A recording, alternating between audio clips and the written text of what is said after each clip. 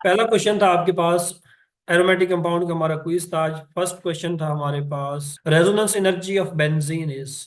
Benzene की resonance energy जो है आपके पास कितनी होती है? 30 किलो पर मोल होती है, 32 किलो कैलोरी पर मोल होती है, 34 या 36? क्या लगाया आप लोगों ने? आपने जो भी लगाया जल्दी से बताओ। रिदा फातिमा कह रही है कि 36 किलो कैलोरी पर मोल होती है, जो कि आपके पास राइट ऑप्शन है। 36 किलो कैलोरी पर मोल। या आपके पास जाउल में कितनी हो जाएगी? कैलोरी को अगर मैं किलो जाउल में कन्वर्ट करूं, किलो जाउल पर मोल के अंदर कितनी होगी? Anyone in the class? Resonance energy of benzene in kilo sir joule. 150.5 kilo joule होता है, लेकिन कैलोरी की समझ नहीं आ रही थी कैसे निकालना। एफएससी वाली 150, बुक में तो 150, 150.5। 150, 150। देखो, बड़ा यूनिट जो है वो आपके पास क्या है? Calorie. 1 calorie is equal to 4.174 joule. Round about जो है 1 कैलोरी इतने जाउल के इक्वल होता है आपके पास।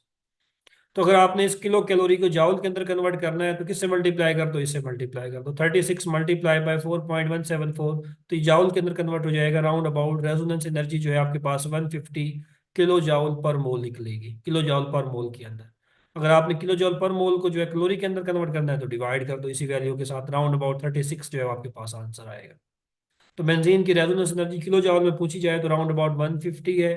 किलो कैलोरी में पूछा जाए तो 36 किलो कैलोरी पर मोल है आपके पास। राइट ऑप्शन जो है वो आपके पास डी है। नेक्स्ट क्वेश्चन था आपके पास, reaction of isopropyl benzene with alkaline KMnO4 give what? Ethyl benzene, cumene, n propyl benzene, या नन ऑफ दिस? अलीना कह रही है नन। बाकी बाकी बताओ। रिदा भी कह रही है नन। बाकी बाकियों ने क्या लगाया है? जल्दी से बताओ, जल्दी से बताओ। जी, जी जी। Ethyl benzene.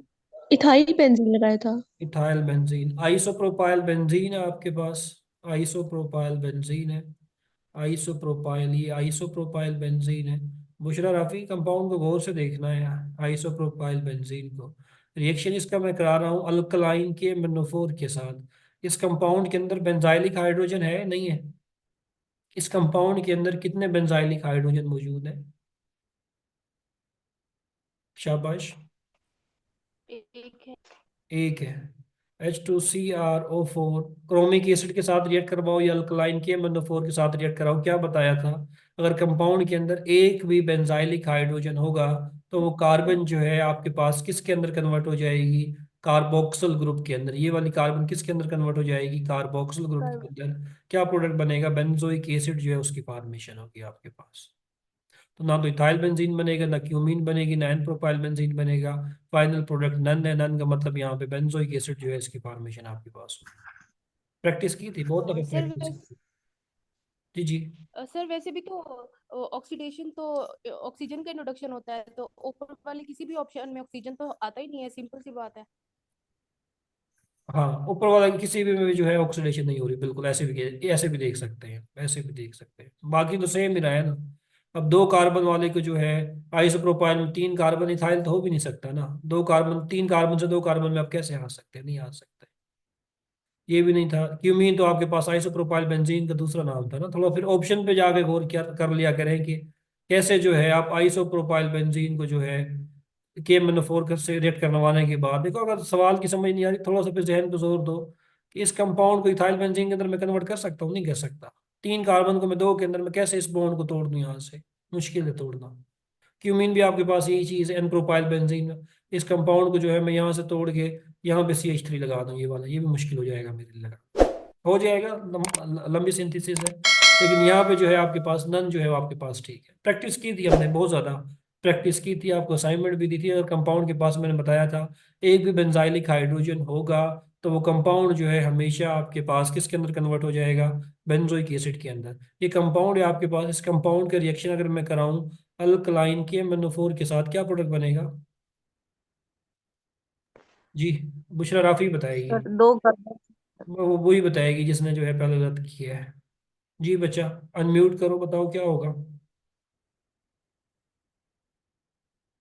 जल्दी जल्दी जल्दी बताओ।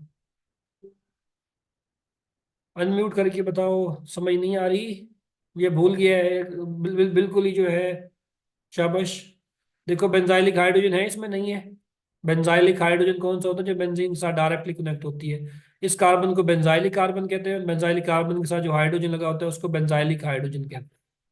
तो अल्कलाइन KMnO4 के साथ क्या होगा, ये वाली कार्बन भी किसके अंदर कन्वर्ट हो जाएगी? दो बेंजाइलिक हाइड्रोजन है, एक भी होगा, एटलीस्ट वन की रिक्वायरमेंट है। ये कार्बन किसके अंदर कन्वर्ट हो गई? बेंजोइक एसिड के अंदर। सिमिलरली ये कार्बन, इधर भी बेंजाइलिक हाइड्रोजन मौजूद है, ये कार्बन भी आपके पास जो है कार्बोक्सिलिक एसिड के अंदर जो है वो कन्वर्ट हो जाएगी। बेंजीन 1,3 डाइओइक एसिड जो है इसकी फॉर्मेशन आपके पास होगी, ये प्रोडक्ट जो है आपके पास बनेगा। तो यहाँ पे राइट ऑप्शन जो था वो आपके पास नन था, कोई भी प्रोडक्ट जो है आपके पास यहाँ पे नहीं बनता। नेक्स्ट क्वेश्चन है, benzene is not oxidise by. Benzene को जो है कौन सी चीज ऑक्सीडाइज नहीं कर सकती? KMnO4, potassium permanganate, vanadium pentoxide, potassium dichromate, ये बोथ ए एंड सी। ये बच्चे क्या लगाया, टेक्निकल सवाल था। रिदा फातिमा कह रही हैं कि बोथ ए एंड सी जो है मीन KMnO4 और आपके पास पोटाशियम डाइक्रोमेट जो है ये आपको बेंजीन को ऑक्सीडाइज नहीं कर सकते। और कोई? FSC मैंने कहा था बुक से पढ़ना भी है, मैंने यहाँ पे पढ़ा दिया है आपको। बुक आपने देखनी है लाजमी, जाके बुक जाके दोबारा देखना है। बुक के अंदर क्लियरली लिखा हुआ है कि बेंजीन जो है ना ऑक्सीडाइज KMnO4 से होगी, ना वो ऑक्सीडाइज पोटाशियम डाइक्रोमेट से होगी। ऑक्सीडेशन बेंजीन की आपने की है वेनाडियम पेंटाऑक्साइड के साथ। पहले आपके पास मैलिक एनहाइड्राइड बनता है और वो आपके पास फर्दर जो है वो कन्वर्ट हो जाता है मैलिक एसिड के अंदर। वेनाडियम पेंटाऑक्साइड, प्रेशर भी है, टेम्परेचर भी है, रिएक्शन आपने देख लेना है। तो ओनली वेनाडियम पेंटाऑक्साइड जो है ऐसा ऑक्सीडाइजिंग एजेंट है जो इस बेंजीन को ऑक्सीडाइज कर सकता है। इसके अलावा ना KMnO4 करेगा, ना पोटाशियम डाइक्रोमेट करेगा। तो benzene is not oxidise by KMnO4, not oxidise by potassium dichromate. Right option जो है आपके पास both A and C, D जो है वो आपके पास राइट क्वेश्चन है। नेक्स्ट वन है, विच साइंटिस्ट डिस्कवर्ड बेंजीन 1825। किस साइंटिस्ट ने, किस साइंसदान ने जो है बेंजीन को डिस्कवर किया 1825 के अंदर? अलीना ने कुछ बताया है, कह रही हैं कि इन्होंने किया। रिदा फातिमा डायरेक्ट मैसेज करो अगर हो सकता है तो। रिदा फातिमा कह रही है बुक की लाइन है, बुक की लाइन ही उठा के दी है, इसीलिए बुक तो पढ़ते नहीं हो ना, बुक तो अंधाधुंध पढ़ते हो फिर गलती हो जाती है। हाँ, विच साइंटिस्ट डिस्कवर्ड बेंजीन, जल्दी से बताओ। विच साइंटिस्ट डिस्कवर्ड बेंजीन 1825, कौन से साइंसदान ने डिस्कवर की थी? ठीक, शाबाश। तो किस साइंटिस्ट ने डिस्कवर की थी? माइकल फैराडे ने जो है बेंजीन डिस्कवर की थी 1825 के अंदर। राइट ऑप्शन जो है वो आपके पास ए है। Next scientist, ozonolysis of benzene give, क्या देगी ओजोनोलाइसिस बेंजीन की? ओजोनोलाइसिस की ट्रिक आपको बताई हुई थी, करके देख लेते, फिर भी प्रोडक्ट आपके पास बन जाएगा। अगर बुक में पढ़ा भी है तो फिर भी बन जाएगा आपके पास। दो बच्चों ने बताया, तीन बाकी, बाकियों ने क्या लगाया है? शाबाश, बुशरा, राफी, ग्लाइऑक्सल, शाबाश। ये देखो ना बेंजीन, ये है ना आपके पास, ये बेंजीन है आपके पास, ये बेंजीन है आपके पास, ये डबल बॉन्ड, ये डबल बॉन्ड, ये डबल बॉन्ड। इस बेंजीन की अगर मैं ओजोनोलाइसिस करूं, तरीका मैंने क्या बताया था उस पे आ जाओ। मैंने कहा था जहां जहां पे डबल बॉन्ड है उसको कट करो, बल्कि बड़ा करके लिख देता हूँ यहीं पे। ओजोनोलाइसिस अगर आपने बेंजीन की करनी है, ये बेंजीन का स्ट्रक्चर है आपके सामने, यहाँ पे डबल बॉन्ड है, यहाँ पे डबल बॉन्ड है, यहाँ पे डबल बॉन्ड है। क्या तरीका है, वारदात बताया था। जहाँ पे डबल बॉन्ड है उसको कट कर दो, ये कट किया, ये कट किया, ये कट किया। यहाँ पे कार्बन थी, यहाँ पे कार्बन थी, तो मैं इस फ्रेगमेंट को पहले लिख रहा हूँ, इस वाले फ्रेगमेंट को। ये कार्बन सिंगल बॉन्ड, ये कार्बन, ये डबल बॉन्ड, इस कार्बन के साथ एक हाइड्रोजन है ऑलरेडी, एक हाइड्रोजन है, इस कार्बन के साथ भी एक हाइड्रोजन है, एक हाइड्रोजन है। ये बाकी double bond as it is आ गया। नेक्स्ट स्टेप में क्या करना था, ऑक्सीजन लगानी थी, एक ऑक्सीजन यहाँ पे, ऑक्सीजन यहाँ पे, एक कंपाउंड ये बनेगा। सिमिलरली यहाँ से भी जो है आपके पास यही फ्रेगमेंट बनेगा, C double bond OH, C double bond OH, यही फ्रेगमेंट बनेगा।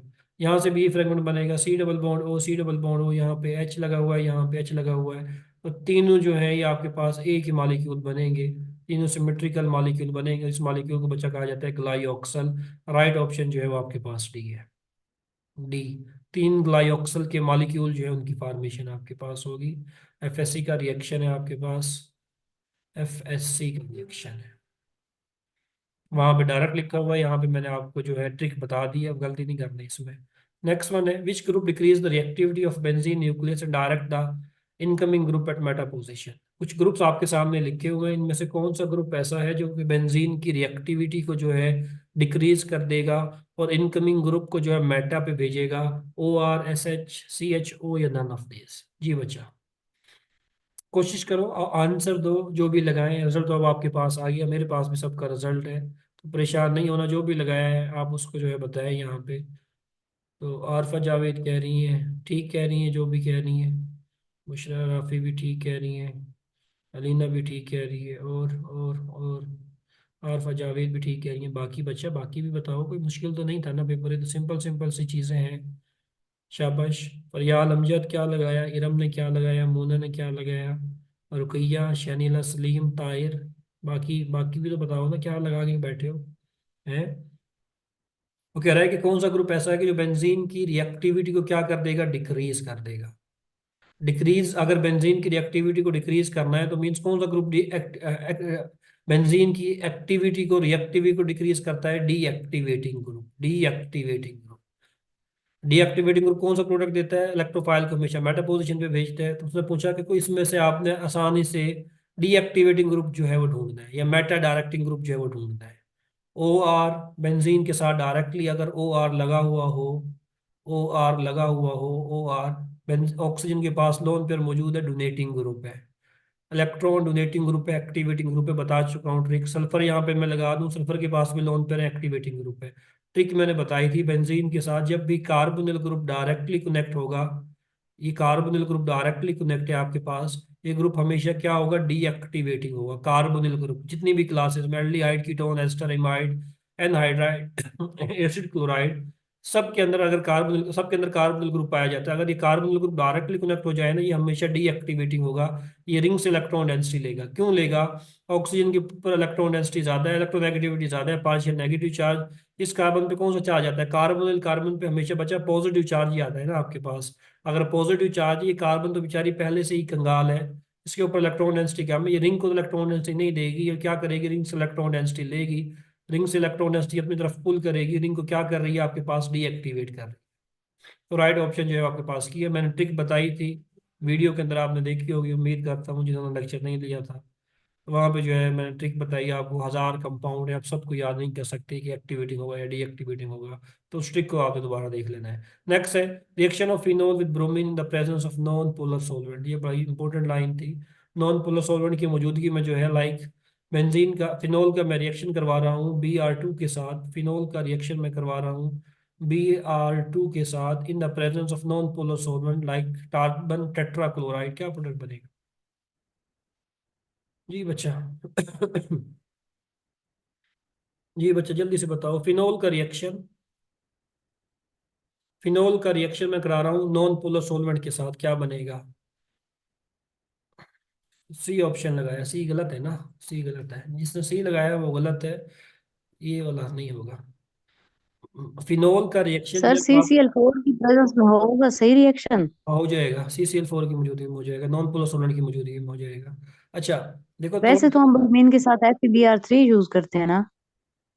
हम्म, बुक पढ़ी, बुक पढ़ी, नहीं, बुक पहले पढ़ी थी, एफएससी की बुक पढ़ी, आज नहीं पढ़ी। एफएससी की बुक पढ़ी, सर एफएससी, इस वीक में पहले एक दफा पढ़ी थी। एफएससी की बुक निकालना जाके, लेक्चर खत्म होगा। चैप्टर का नाम, चैप्टर नंबर है आपके पास 11, चैप्टर का नाम है अल्कोहल फिनोल ईथर। चैप्टर का नाम, खोलो बुक को। फिनोल की प्रिपरेशन के बाद जो है, फिनोल के कुछ रिएक्शन दिखाए हुए हैं एसिडिक नेचर के बाद, वहाँ पे रिएक्शन आपको मिल जाएगा।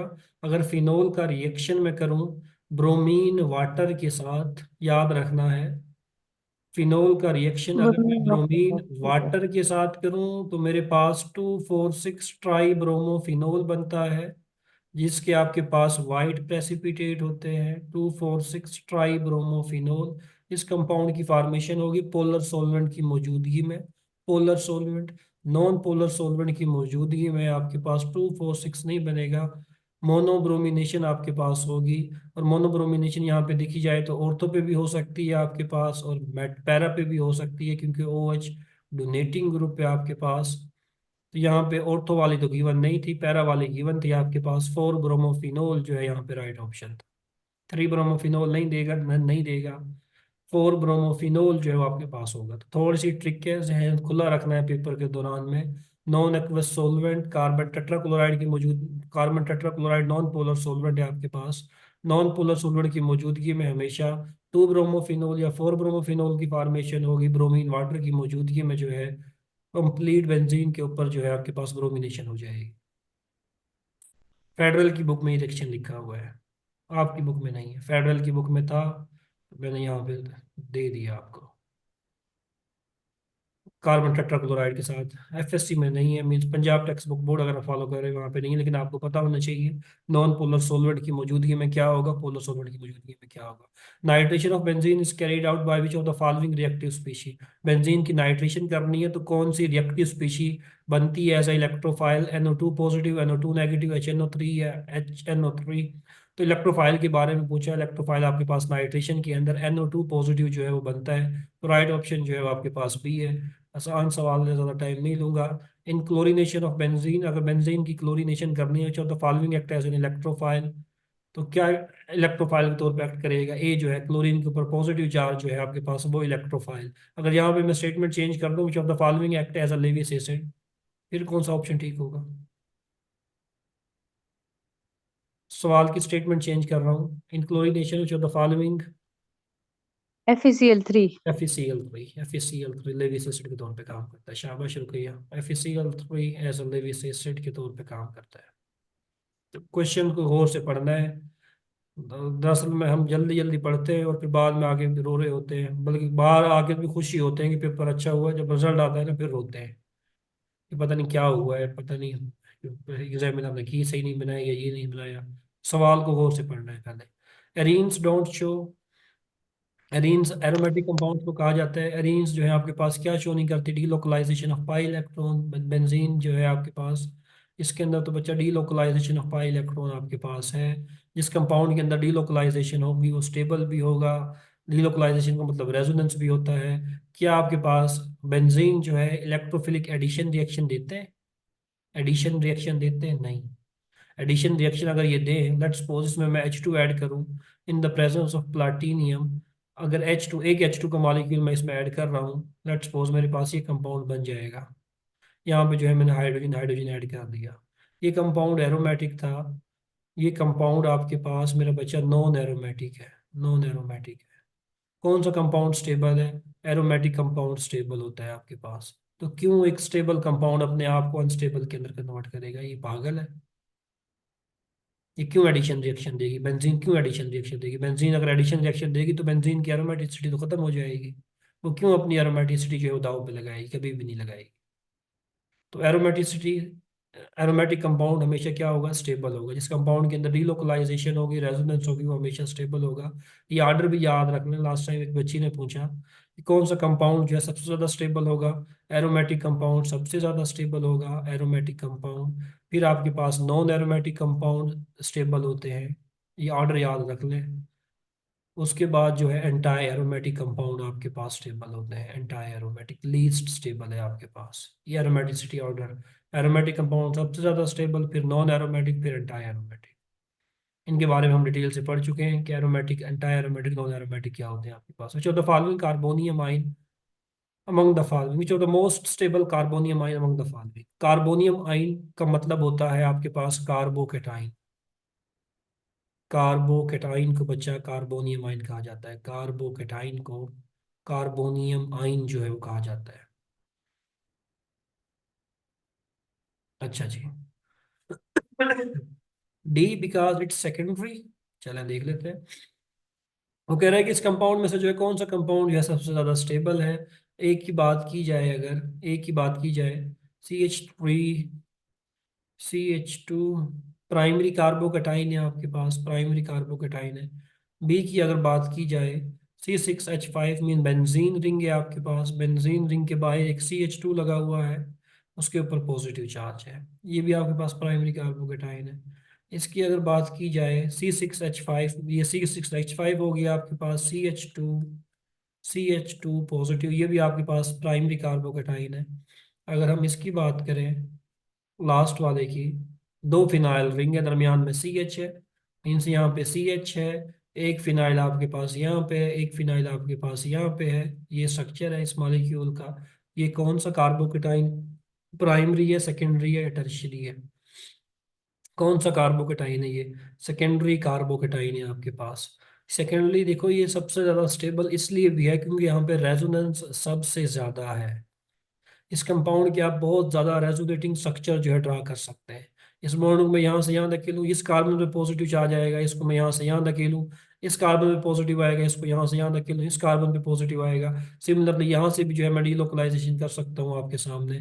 तो यहाँ से जो है डीलोकलाइजेशन जो है इस कंपाउंड में बहुत ज़्यादा होगी। रेजोनेंस स्ट्रक्चर आप काफ़ी सारे बना सकते हैं इस मॉलिक्यूल के। और जिस भी मॉलिक्यूल में रेजोनेंस सबसे ज़्यादा होती है वो मॉलिक्यूल स्टेबल होता है। डीलोकलाइजेशन ऑफ पाई इलेक्ट्रॉन होगी, मॉलिक्यूल स्टेबल होगा।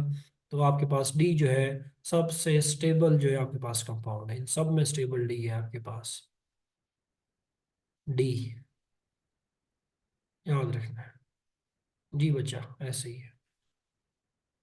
Next one, which of the following groups are most likely to be ortho para directing. इनमें से कौन सा ग्रुप जो, which of the following groups are most likely to be ortho para directing, कौन सा group जो है आपके पास ऑर्थो पैरा डायरेक्टिंग होते हैं? Deactivating group, neutral group, activating group या ऑल ऑफ अबव? जी बच्चा, activating group most likely activating group जो है आपके पास वो क्या होते हैं? आपके पास ऑर्थो पैरा डायरेक्टिंग ग्रुप होते हैं। सी जो है वो आपके पास करेक्ट है। डीएक्टिवेटिंग ग्रुप तो ऑर्थो पैरा डायरेक्टिंग नहीं होते, डीएक्टिवेटिंग मैटर डायरेक्टिंग होते हैं। The product form predominantly in the reaction of toluene with chlorine in the presence of FeCl3। ये टोलवीन है आपके पास। टोलवीन कहते हैं बेंजीन के ऊपर CH3 लगाओ, इस कंपाउंड को कॉमनली टोलवीन या मिथाइल बेंजीन कहते हैं। which product form predominantly in the reaction of toluene with chlorine। Chlorination कर रहे हैं टोलवीन की in the presence of FeCl3 as a Lewis acid. Reaction का नाम है आपके पास क्लोरीनेशन। तो अल्फा कह रही है बी है, इरम कह रही है सी। इसका सी कह रही हो आप इरम? चलो देख लेते हैं अभी। अच्छा, मिथाइल जो है आपके पास, सर नहीं। जी जी, बी लगाया फिर सी लगाया है भाई। एक क्यों लगाया? एक ही लगा देना, पहले बी फिर सी, इतना करो ना, एक लगाओ। चलो देखते हैं अभी। क्लोरीनेशन कर रहे हो इसकी FeCl3 के साथ, अभी देख लेते हैं। अच्छा, ये ग्रुप कौन सा है आपके पास? अल्काइल ग्रुप आपके पास मेरा बच्चा। एक्टिवेटिंग ग्रुप कंसीडर करते हैं, वीकली एक्टिवेटिंग ग्रुप है आपके पास। वीकली एक्टिवेटिंग ग्रुप है मिथाइल। एक्टिवेटिंग ग्रुप है तो और तो पैरा प्रोडक्ट जो है इसने लेना है आपके पास। ऑर्थो के ऊपर भी जो है आपके पास क्लोरीन लग जाएगा आपके पास।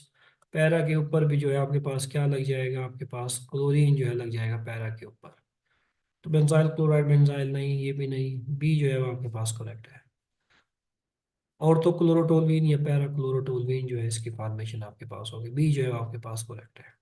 किसी भी सवाल में मसला हो, समझ ना आए, तो आप अनम्यूट करके या मैसेज करके मुझे बता सकते हैं। मैसेज आप ज़्यादा कर रहे हैं तो मैसेज फिर ज़्यादा सबके देखना मुश्किल हो जाता है। आप अनम्यूट करके जो है डिस्कस कर सकते हैं किसी भी सवाल को, समझ नहीं आ रही तो। विच of the following will not undergo Friedel craft reaction readily. इनमें से कौन सा ऐसा कंपाउंड है जो फ्रीडल क्राफ्ट रिएक्शन जल्दी नहीं देगा? टोलवीन, जाइलीन, क्यूमीन या नाइट्रोबेंजीन? वजह कोई बता दे मुझे। आरफा जावेद कह रही है नाइट्रोबेंजीन, रिदा फातिमा कह रही है नाइट्रोबेंजीन, बुशरा राफी नाइट्रोबेंजीन। रिदा फातिमा, क्यों? नाइट्रोबेंजीन जो है फ्रीडल क्राफ्ट रिएक्शन रेडियली क्यों नहीं देगा? वजह?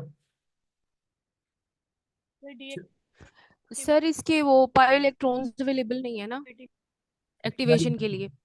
मीन्स नाइट्रो ग्रुप जो है ना आपके पास डीएक्टिवेटिंग ग्रुप है, डीएक्टिवेटिंग ग्रुप है। मीन इसने बेंजीन को जो है क्या कर हाँ दिया? जी। डीएक्टिवेट कर दिया है आपके सामने, आपके लिए। जब ये बेंजीन आपकी डीएक्टिवेट हो गई है, अब ये इसका जो न्यूक्लियोफिलिक करेक्टर है बेंजीन का वो क्या कर गया है? वो डिक्रीज कर गया है न्यूक्लियोफिलिक करेक्टर। अब इसके इसका जो अटैक है इस इलेक्ट्रोफाइल के ऊपर वो क्या हो जाएगा? मुश्किल हो जाएगा, क्योंकि बेंजीन जो है उसका न्यूक्लियोफिलिक करेक्टर डिक्रीज हो गया, क्योंकि आपने उसके ऊपर स्ट्रॉन्ग इलेक्ट्रॉन विदड्रॉइंग ग्रुप जो है वो लगा दिया, या स्ट्रॉन्ग डीएक्टिवेटिंग ग्रुप लगा दिया है। जिसके नतीजे में नाइट्रेशन जो जिसके नतीजे में जो है बेंजीन के ऊपर अगर आपने फ्रीडल क्राफ्ट रिएक्शन करना है वो मुश्किल हो जाएगा आपके पास। रेडिली का मतलब आसानी से नहीं होगा, टाइम लगेगा आपके पास। मेटा डायरेक्टर फ्रीडल क्राफ्ट नहीं देते। मेटा डायरेक्टर फ्रीडल क्राफ्ट नहीं देते, समझ नहीं आई रुपया क्या कहा आपने? मेटा डायरेक्टर फ्रीडल क्राफ्ट नहीं देते। देखो ना, ये आपके पास नाइट्रोबेंजीन है ना, आपके पास इलेक्ट्रॉन विदड्रॉइंग ग्रुप है आपके पास, बेंजीन ऑलरेडी डीएक्टिवेटेड है। डीएक्टिवेटिंग है, अगर स्ट्रॉन्ग डीएक्टिवेटिंग ग्रुप लगा रहे हैं उसके ऊपर जो है उसका इलेक्ट्रोफाइल के ऊपर अटैक मुश्किल हो जाएगा ना। बेंजीन का जो न्यूक्लियोफिलिक कैरेक्टर वो डिक्रीज कर गया है ऑलरेडी। देखो ना आपने, अब चलो एक दो सवाल और आते हैं फिर शायद क्लियर हो जाएगा। The product formed when benzene react with CH3 C double bond OCl in the presence of AlCl3, क्या प्रोडक्ट बनेगा? बेंजीन का रिएक्शन आप करा रहे हो किसके साथ? एसिटाइल क्लोराइड के साथ। रिएक्शन का नाम मुझे बता दो। AlCl3 के साथ क्या प्रोडक्ट बनेगा? इस Cl को यहाँ से निकालो, यहाँ से इस हाइड्रोजन को निकालो। एसाइल क्या नाम है? एसीटोफिनोन। एसिटोफिनोन की सर फॉर्मेशन। एसाइलेशन वाला रिएक्शन है। फ्रिडल क्राफ्ट हाँ। एसाइलेशन जो है इस रिएक्शन का नाम है। फ्रिडल क्राफ्ट एसाइलेशन प्रोडक्ट जो बन रहा है वो आपके पास एसिटोफिनोन बन रहा है। तो राइट प्रोडक्ट जो है वो आपके पास क्या है? सी आपके पास राइट है। सी आपके पास राइट है। शाबाश, शाबाश फरियाल बच्चे। Find the reactant other than AlCl3 in Friedel Crafts alkylation. Friedel Crafts alkylation आप करना चाह रहे हैं तो रिएक्टेंट के नाम बताएं अदर देन दिस। जल्दी से बताओ, जल्दी से जल्दी से। सर सी ऑप्शन है इसका। सी ऑप्शन है बेंजीन। फ्रिडल क्राफ्ट अल्काइलेशन के अंदर आप करते क्या हैं? आप बेंजीन का रिएक्शन बच्चा अल्काइल हेलाइड के साथ करवाते हैं इन the presence of what? In the presence of Lewis acid. और आपके पास क्या हो जाती है? आपके पास अल्काइलेशन जो है वो आपके पास हो जाती है। फ्रिडल क्राफ्ट अल्काइलेशन हीरोइन की बन जाएगी। फ्रिडल क्राफ्ट अल्काइलेशन की कुछ लिमिटेशंस आपने पढ़ी थी, कि बता सकता है कौन कौन सी लिमिटेशन आप लोगों ने पढ़ी है? फ्रिडल क्राफ्ट अल्काइलेशन की लिमिटेशन। सर ऑर्थो पैरा दोनों पे दे देते हैं वो रिएक्शन। और सर रीअरेंजमेंट ऑफ कार्बोकेटाइन हो जाती है। शाबाश। और पोली अल्काइलेशन भी हो जाती है। अलीना जो बता रही है पोली अल्काइलेशन, पोली अल्काइलेशन। पोली अल्काइलेशन जो है वो हो जाती है। मिसाल के तौर पे बेंजीन का रिएक्शन आप करवाएं इथाइल क्लोराइड के साथ इन the presence of Lewis acid. आप चाह रहे हैं कि आपके पास जो है ये प्रोडक्ट बने, इथाइल बेंजीन बने, लेकिन ऐसा होता नहीं है। बेंजीन एक्टिवेट कर गई है। अब देखो ये वाला कंपाउंड और ये वाला कंपाउंड कौन सा ज़्यादा एक्टिवेटेड है? बल्कि ए और ए प्राइम में से किस में जो है बेंजीन ज़्यादा एक्टिवेटेड है? इस वाले में, ए प्राइम में, क्योंकि आपने अब जो है बेंजीन के ऊपर जो है वीकली एक्टिवेटिंग ग्रुप लगा दिया। अब ये वाला कंपाउंड ज़्यादा रिएक्टिव है। अब ये क्या करेगा? मजीद इसके साथ रिएक्ट करेगा आपके पास, और इसके अंदर पर क्या होगा? अल्काइलेशन होती जाएगी। पहले ऑर्थो पे जाएगी, फिर आपके पास पैरा पे भी जाएगी, फिर जो है अल्टीमेटली पूरे बेंजीन रिंग के ऊपर जो है ये अल्काइलेशन आपके पास हो जाएगी, पूरे रिंग के ऊपर। तो इसका नुकसान है फ्रिडल क्राफ्ट अल्काइलेशन का, कि इसमें जो है पोली अल्काइलेशन आपके पास हो जाती है। आप सेलेक्टिव कंपाउंड बनाना मुश्किल है आपके लिए। इसीलिए आप नॉर्मली जो है फ्रिडल क्राफ्ट एसाइलेशन कर रहे होते हैं। The number of delocalized pi electron in the benzene ring. Benzene ring के अंदर कितने डिलोकलाइज्ड पाई इलेक्ट्रॉन्स पूछा है, पाई बॉन्ड नहीं पूछा। सवाल को गौर से पढ़ना है। पाई बॉन्ड पूछता है तो 3 पाई बॉन्ड, पाई इलेक्ट्रॉन पूछा तो आपके पास 6 पाई इलेक्ट्रॉन जो है वो मौजूद होते हैं। राइट ऑप्शन जो है वो आपके पास क्या है? ए है। Next, which of the following compound is not aromatic? जी बच्चा जल्दी से बताओ कौन सा कंपाउंड इसमें एरोमेटिक नहीं है? बेंजल्डिहाइड, नेफ्थलीन, साइक्लोहेक्सीन या एंथ्रासीन? आंसर चैट बॉक्स में देना है, चैट बॉक्स में। बच्चा किसी की आवाज़ आ रही है, काइंडली अपने आप को अनम्यूट कर लें। अगर कोई सवाल है तो फिर आप पूछें। नेक्स्ट टाइम जो है ना मैं इसका कोई सद्देबाब करता हूँ। चलो, ये बेंजीन, ये बेंजल्डिहाइड का स्ट्रक्चर है, ये नेफ्थलीन का स्ट्रक्चर है, ये साइक्लोहेक्सीन का स्ट्रक्चर है, ये एंथ्रासीन का स्ट्रक्चर है आपके सामने।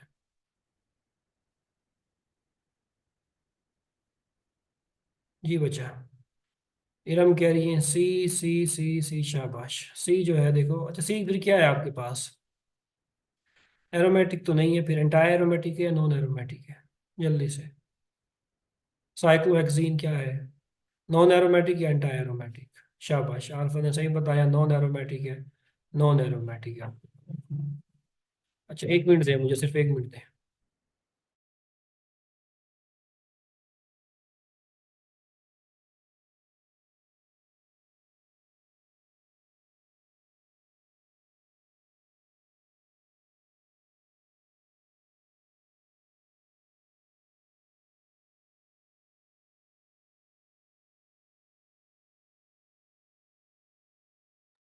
चलो जी, नेक्स्ट क्वेश्चन है आपके पास। Select the incorrect option. Incorrect option को सिलेक्ट करना है। Aromatic hydrocarbon has a pleasant aroma या smell. Some of the aromatic compound are ring shape. Aromatic hydrocarbon can either poly mono और polycyclic. Benzene is the simplest hydrocarbon. जी बच्चा। Sir इसमें D वाला क्यों रॉन्ग है? डी वाला क्यों रहोगे? सवाल दोबारा देखो। Select the incorrect option. Incorrect option को ही तो आपने बताना है।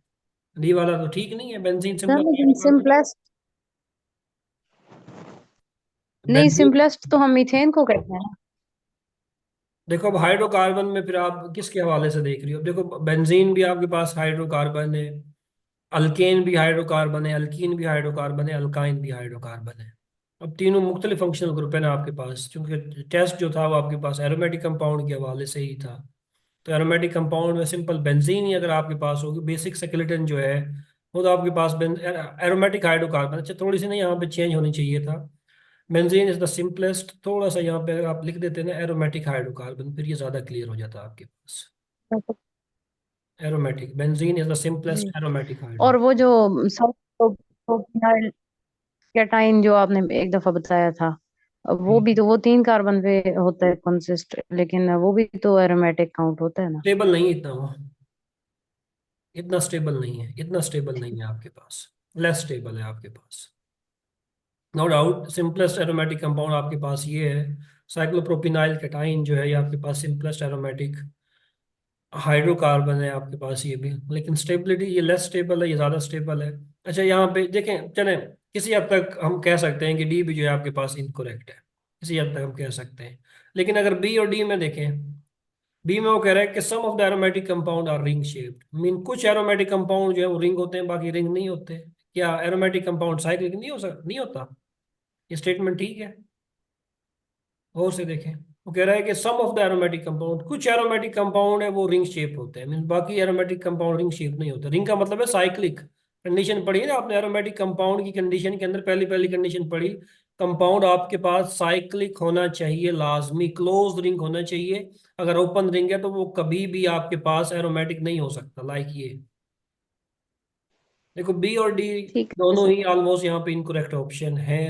मैं मान लेता हूँ, चले यहाँ पे थोड़ी सी मिस्टेक है, तो बी और डी दोनों में चलें ठीक कर देता हूँ फिलहाल यहाँ पे। लेकिन अगर दो ऐसे केसेस आ जाए ना, आपने जो है जो ज़्यादा ही ख़राब है उसकी तरफ आपने जाना, जो आपको लगता है ये ज़्यादा सही है, इसको जो है सही जी ऑप्शन सर होना ठीक। चाहिए, उसकी तरफ फिर आपने जाना है। वहाँ पे फिर खुद ही जो है सेंस आपने मैच करनी है। बी जो है आपके लिए यहाँ पे लगाना चाहिए था, अगर मैं होता मैं बी की तरफ जाता, क्योंकि some of the aromatic compound are ring shaped तो बिल्कुल ही गलत है, किसी हिसाब से सही नहीं है। विच of the following which is most reactive in electrophilic substitution. इनमें से कौन सा ऐसा कंपाउंड है जो कि सबसे ज्यादा रिएक्टिव है इलेक्ट्रोफिलिक सब्स्टिट्यूशन में? ये बच्चा जल्दी से बताओ। लिन ने ठीक बताया, बाकी मोस्टली रुकैया ने भी ठीक बताया। शाबाश। एनिसोल देखो, ethyl benzene weekly activating group है इथाइल। अल्काइल वीकली एक्टिवेटिंग है। एनिसोल स्ट्रॉन्गली एक्टिवेटिंग ग्रुप है। एनिसोल कहते हैं मिथॉक्सी बेंजीन को, methoxy benzene is called commonly anisole. Acetophenone बच्चा डीएक्टिवेटिंग ग्रुप है आपके पास। ये रिएक्शन कहाँ फास्ट देगी, बेंजीन को डीएक्टिवेट किया हुआ है इसने। क्लोरोबेंजीन भी डीएक्टिवेटिंग ग्रुप है। क्लोरोबेंजीन भी, क्लोरीन भी डीएक्टिवेटिंग है still, ortho para directing role जो हम उसके पढ़ चुके हैं। यहाँ पे ये वाला कंपाउंड है जो कि रिंग को इलेक्ट्रॉन डेंसिटी दे रहा है, इसके इलेक्ट्रोफिलिक करैक्टर को इंक्रीज कर रहा है। तो जितना ये इलेक्ट्रॉन डेंसिटी ज़्यादा देगा उतना जो है बेंजीन का जो रिएक्शन है वो क्या हो जाएगा, इलेक्ट्रोफिलिक सब्स्टिट्यूशन रिएक्शन जो है आपके पास फास्ट हो जाएगा। तो यहाँ पे जो है एनिसोल जो है वो आपके पास ठीक है। एक्टिवेटिंग ग्रुप जो है, स्ट्रॉन्गली एक्टिवेटिंग ग्रुप जो है वो आपने देखना। तो ये मेरा गलत है। एनिसोल कैसे ठीक है, रीजन बताएं। समझ आएगी दोबारा बताऊं? हाँ भाई समझ आइए, दोबारा बताऊं। रिदा फातिमा, बात समझ आई या नहीं आई? Got it sir. जी जी सर, मुझे क्लियर हो गया सर। चले, बेंजीन के ऊपर देखो, रिएक्टिव तब होगी बेंजीन जब बेंजीन के ऊपर एक्टिवेटिंग ग्रुप लगे होंगे। ये भी एक्टिवेटिंग है, ये भी एक्टिवेटिंग है, ये भी एक्टिव, ये डीएक्टिवेटिंग है। इन दोनों को तो निकाल दो ना सीरियसली। अब इन दोनों में देख लो ऑर्डर जो है, इसीलिए मैंने आपको दिया हुआ है बुक के अंदर, स्लाइड्स के अंदर ऑर्डर लिखा हुआ है। कौन सा स्ट्रांगली एक्टिवेटिंग है, कौन सा मॉडरेटली एक्टिवेटिंग है, कौन सा वीकली एक्टिवेटिंग है। तो मोस्ट रिएक्टिव के बारे में पूछा है, इनमें से एक सबसे ज्यादा रिएक्टिव होगा, वो एनिसोल है। अच्छा, which is least reactive in electrophilic substitution. देखो पहले मोर रिएक्टिव का पूछा, एक्टिवेटिंग ग्रुप लगा होगा तो बेंजीन एक्टिवेटिंग होगी, रिएक्शन फास्ट होगा आपके पास।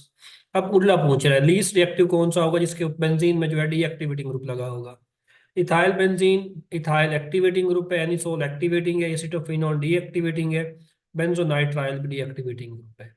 अब दो डीएक्टिवेटिंग ग्रुप आ गए। अब आपने जो है फिर ऑर्डर को जो है वो याद रखना है, उस सीक्वेंस को याद रखना है जो आपको प्रोवाइड की गई है। लीस्ट रिएक्टिव पूछा है, इन दोनों में से जो है कौन सा लीस्ट रिएक्टिव है, कौन सा आपके पास जो है स्ट्रॉन्गली डीएक्टिवेटिंग ग्रुप है, कौन सा। क्या कार्बोनिल स्ट्रॉन्गली डीएक्टिवेटिंग ग्रुप है या नाइट्राइल स्ट्रॉन्गली डीएक्टिवेटिंग ग्रुप है। अभी खांसी ना आज काफी ज्यादा है। बेंजोनाइट्राइल स्ट्रॉन्गली डीएक्टिवेटेड, शाबाश। ऑर्डर आपको दिया हुआ है, वहां पे आप देख सकते हैं जाके। बेंजोनाइट्राइल स्ट्रॉन्गली डीएक्टिवेटिंग ग्रुप होता है आपके पास, स्ट्रॉन्गली डीएक्टिवेटिंग ग्रुप होता है बेंजोनाइट्राइल। नाइट्रोबेंजीन और बेंजोनाइट्राइल दोनों स्ट्रॉन्गली डीएक्टिवेटिंग ग्रुप है, यहाँ पे राइट ऑप्शन जो है वो आपके पास डी होगा। कार्बोनिल आर्बोट्रेट लीजिए बच्चा, सही है। आगे चलते हैं। साइक्लोपेंटाडाइइनाइल कैटाइन इज व्हाट। साइक्लोपेंटाडाइइनाइल, अब स्ट्रक्चर जो है ना अक्सर वाइवे में स्ट्रक्चर ही पूछ लेता है कि साइक्लोपेंटाडाइइनाइल कैटाइन का स्ट्रक्चर अदा करना है। साइक्लो का मतलब तो साइक्लिक रिंग है, पेंटा का मतलब है 5 कार्बन है, तो ये लगा दो। साइक्लिक रिंग 5 कार्बन, डाई का मतलब 2, ईएन का मतलब है डबल बॉन्ड, 2 डबल बॉन्ड है और एक कैटाइन भी उसके अंदर है, तो ये कैटाइन बना दिया। साइक्लोपेंटाडाइइनाइल कैटाइन ये स्ट्रक्चर है इसका। ये एरोमेटिक है, एंटी एरोमेटिक है, नॉन एरोमेटिक है, जल्दी से बता दो। सबने सही बताया है, सबका ही ठीक है। हाँ, एंटी एरोमेटिक है, कोई वजह बता दे अनम्यूट करके, why this compound is anti aromatic. कोई भी अनम्यूट करके वजह बता दे कि एंटी एरोमेटिक क्यों है। सर सर मूवियस रूल को फॉलो सर कर रहा है। सर ये मोबियस रूल फॉलो कर रहा है ना। और बस एक कंडीशन थी एंटी एरोमेटिक की। कितने पाई इलेक्ट्रॉन है मूवी। नहीं, प्लेनर है और साइक्लिक भी है, कंजुगेटेड भी है। और मोबियस रूल क्या होता है, what is Mobius rule. 4n sir वाला following rule. The 4 y n। 4 pi. Multiple of 4 pi electrons. अच्छा बस मल्टीपल ऑफ 4 पाई इलेक्ट्रॉन, तो इसमें कितने पाई इलेक्ट्रॉन है। 4 pi इसमें 4 electrons. पाई इलेक्ट्रॉन है। मोबियस रूल को फॉलो कर रहा है आपके पास एंटी एरोमेटिक। इसी कंपाउंड को अगर मैं ऐसे करता हूँ, साइक्लोपेंटाडाइइनाइल एनाइन की बजाय पे मैं यहाँ पे लिख दूँ, कैटाइन की बजाय पे यहाँ पे मैं लिख दूँ एनाइन, अब क्या होगा। 6 pi electron. Then aromatic. Aromatic बन जाएगा। सर अब ये एरोमेटिक हो जाएगा ना, क्योंकि इसके पाई इलेक्ट्रॉन्स 6 ज्यादा pi हो electron. जाएंगे और 4 शाबाश, पाई 4n+2 पाई को फॉलो करें। शाबाश, ठीक है, तो पढ़ के आए हुए हैं, शाबाश, अच्छी बात। हेक्सेन इज व्हाट, तो सिंपल सा दे दिया मैंने ऐसे ही जो है। हेक्सेन क्या है आपके पास, एरोमेटिक है, एंटी एरोमेटिक है, नॉन एरोमेटिक है, नन है। हाँ भाई क्या लगाया। सर सर मैंने मेरा गलत हो गया है, आपका बहुत नॉन सिंपल है। aromatic लगा दिया था, बहुत सिंपल था, मुझे पता चल गया था बाद में। सबसे सिंपल गलत कर दिया, अस्तगफिरुल्लाह, क्या लगाया, क्या लगाया। मैंने नॉन नॉन aromatic. अस्तगफिरुल्लाह, अस्तगफिरुल्लाह।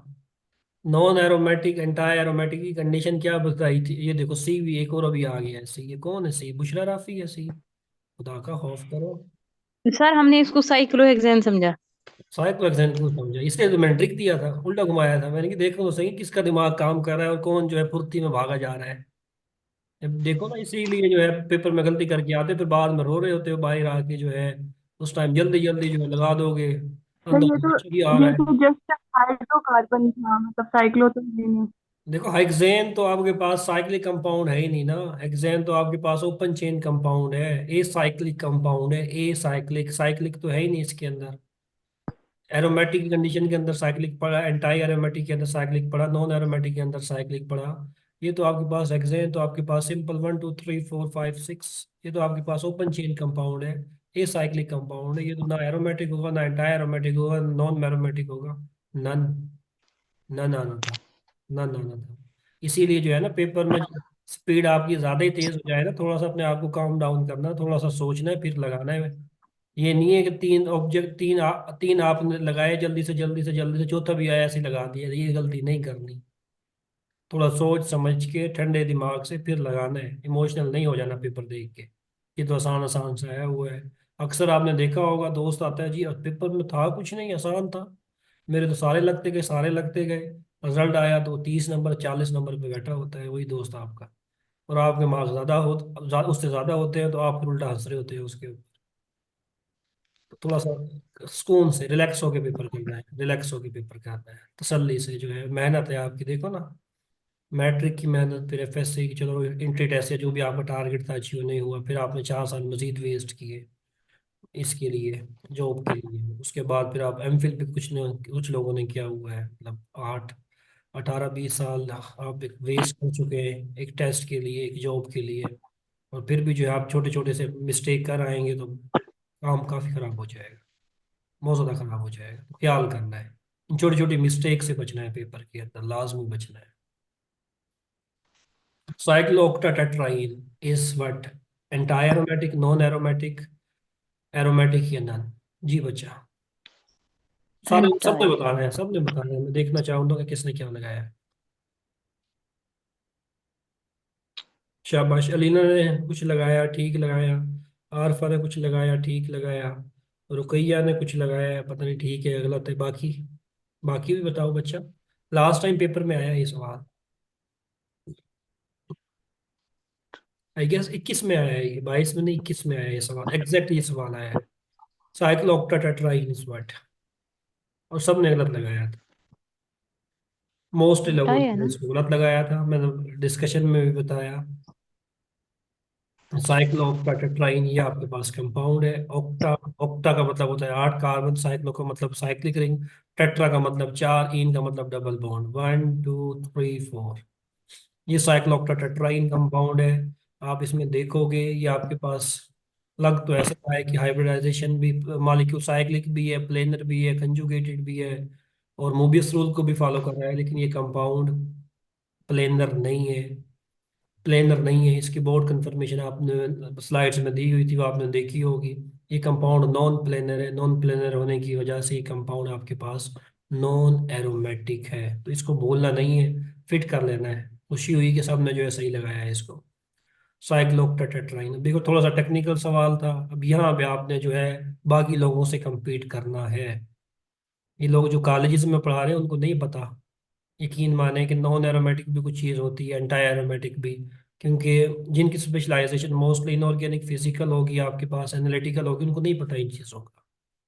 उनको मुश्किल से बस ये पता होगा कि बेंजीन एरोमेटिक कंपाउंड है, एरोमेटिक होता क्या है वो भी नहीं पता होगा, पढ़ा होगा हल्का फुल्का, उसी स्किप हो जाता है वक्त के साथ साथ।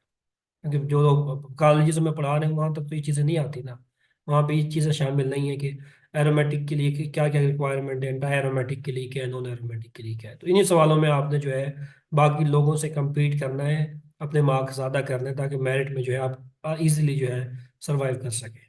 Benzene can be converted into benzaldehyde via, अभी नेम रिएक्शन मैंने दे दिया। बेंजीन को अगर आपने जो है कन्वर्ट करना है बेंजल्डिहाइड के अंदर, ये कराया भी हुआ है, असाइनमेंट के अंदर मौजूद भी है, स्लाइड्स के अंदर पढ़ाया भी हुआ है। क्या नाम है? शाबाश, अभी याद रखना है, यहाँ तो भाग भाग के बता रहे हो, वहां फिर परेशान नहीं हो जाना।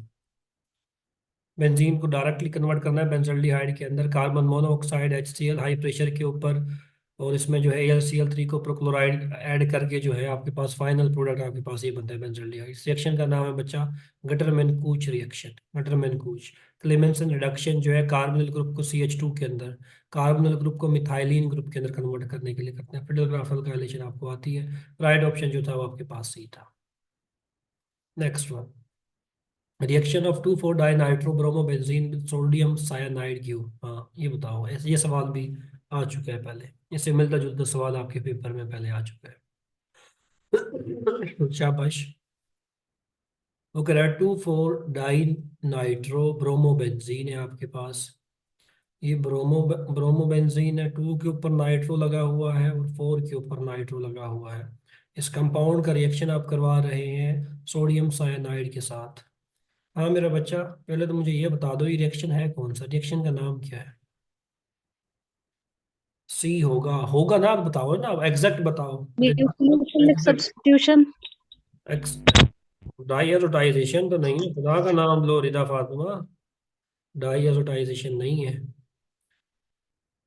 आरफा ने सही बताया। बाकी बाकी रिएक्शन का नाम क्या है इसका, निकम्मा? एक पूरी डायग्राम की वाली रिएक्शन में। ये तो कोई ऐसा डायग्राम नहीं थी। रिएक्शन दोबारा तुम गौर से देखना, तुमने मेरे ख्याल से गलत देख लिया है।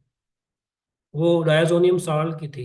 आपने जो डायग्राम पूरे रिएक्शन की देखी थी ना, वो इस चीज की थी। यहाँ पे जो है ये ग्रुप था एन ट्रिपल बॉन्ड एन, ये डायजोनियम साल्ट था आपके पास। आपने इसकी डायग्राम देखी, आपने इसकी तो डायग्राम नहीं देखी। बोला हुआ था। आप बताएं, मैंने तो बताना ही बताना है, बाकी बताओ ना। बस आरफा वो आता है इस रिएक्शन का नाम, निकम्मो शर्म करो, इतना बड़ा मॉड्यूल है, इतना बड़ा मॉड्यूल था ये। हाँ, रिएक्शन का नाम S N A R reaction, S N A R reaction, nucleophilic aromatic substitution reaction, nucleophilic aromatic substitution reaction. निकम्मो बताया था एस एन ए आर होने के लिए क्या होना चाहिए, ऑर्थो या पैरा के ऊपर जो है स्ट्रॉन्ग डीएक्टिवेटिंग ग्रुप का होना जरूरी है। साइनाइड तभी जो है बेंजीन के ऊपर अटैक कर सकता है और इस ग्रुप को जो है यहाँ से भगा सकता है आपके पास, और अदरवाइज ये कभी भी आपके पास रिएक्ट नहीं करेगा बेंजीन के ऊपर। देखो, अगर मैं इस कंपाउंड के अंदर जो है ना, इस कंपाउंड के अंदर ब्रोमो बेंजीन के अंदर अगर मैं सोडियम साइनाइड डालूं ना, नो रिएक्शन, कोई रिएक्शन नहीं होगा। क्यों नहीं होगा?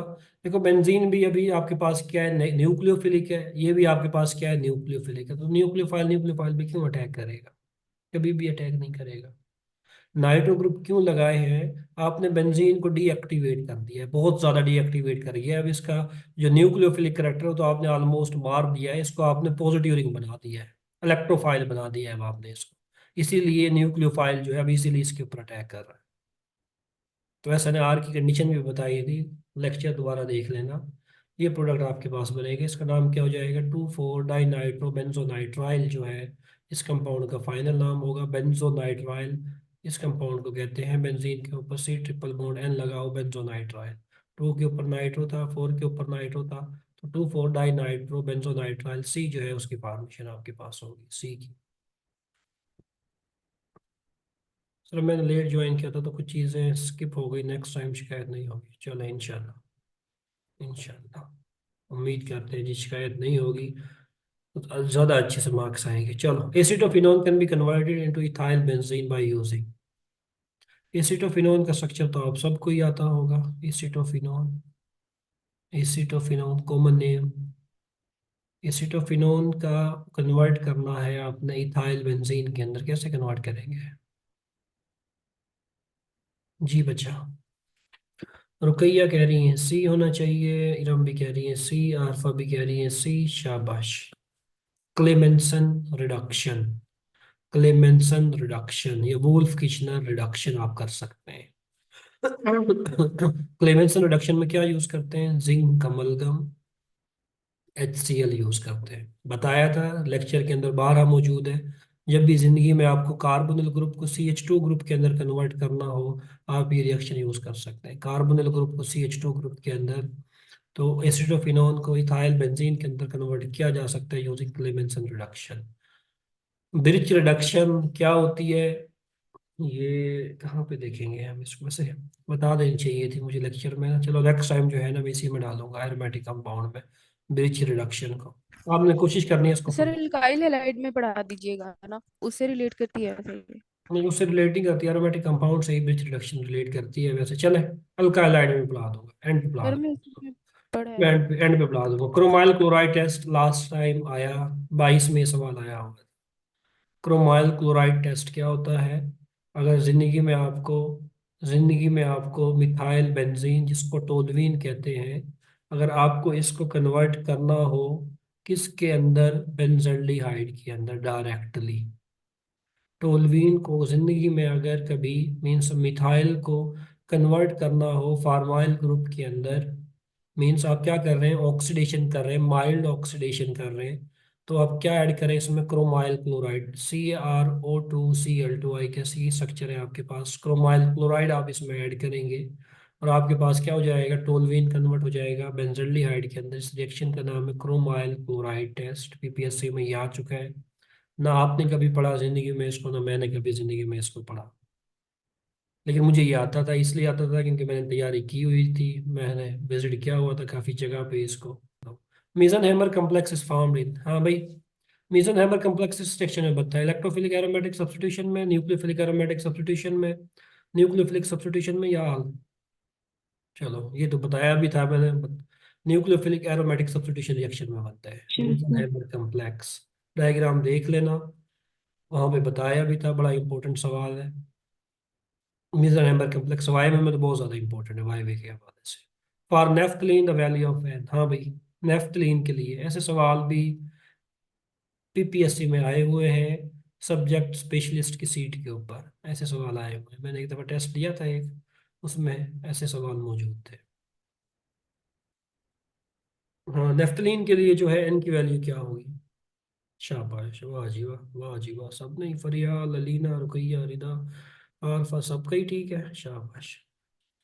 कंपाउंड क्या है, एरोमेटिक है, एरोमेटिक कंपाउंड है, तो फार्मूला क्या पढ़ा आपने एरोमेटिक कंपाउंड के लिए, अक्कल रूल फॉलो होगा, 4n2 पाई इलेक्ट्रॉन रूल जो है यहाँ पे फॉलो होगा। इस कंपाउंड के अंदर जो है कितने पाई इलेक्ट्रॉन है, एक कितने पाई बॉन्ड है, 1 2 3 4 5 पाई बॉन्ड है, तो 10 पाई इलेक्ट्रॉन इसके अंदर मौजूद है।